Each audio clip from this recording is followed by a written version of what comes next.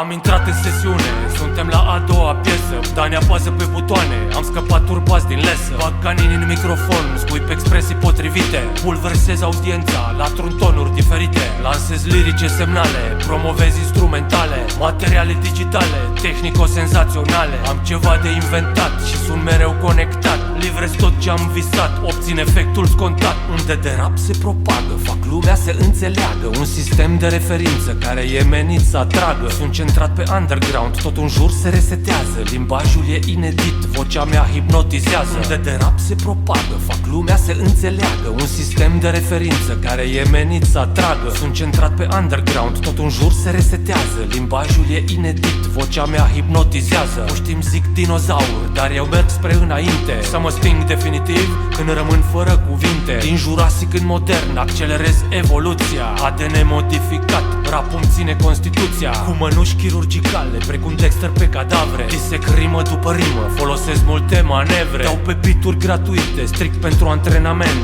Că nu vreau să fiu celebru, doar finisez un fragment. Unde de rap se propagă, fac lumea să înțeleagă. Un sistem de referință care e menit să atragă. Sunt centrat pe underground, tot în jur se resetează. Limbajul e inedit, vocea mea hipnotizează. Unde de rap se propagă, fac lumea să înțeleagă. Un sistem de referință care e menit să atragă. Sunt centrat pe underground, tot în jur se resetează. Limbajul e inedit, vocea mea hipnotizează. Prezic strict ce se întâmplă, rima vă lovește în tâmplă. Și voia cu amețeală, graiul meu ca o urzeală. El în minte vă pătrunde, prin foldere se ascunde. Din străfunduri ancestrale, extrag probe geniale. Fabric mostre expresive, sugestive, invazive. Urmăresc să sting tăcerea, auzitând vorbe ca mierea. Să vă rescriu conștiința, de vă tremură ființa. Vibrează de exaltare, vă schimbă a voastră stare. Sunt abia la începuturi, am țâșnit brusc din trebuturi. În această odisee, posedat de logore. Vă voi livra multe date, aranjate în strofe toate. Într-un material montat,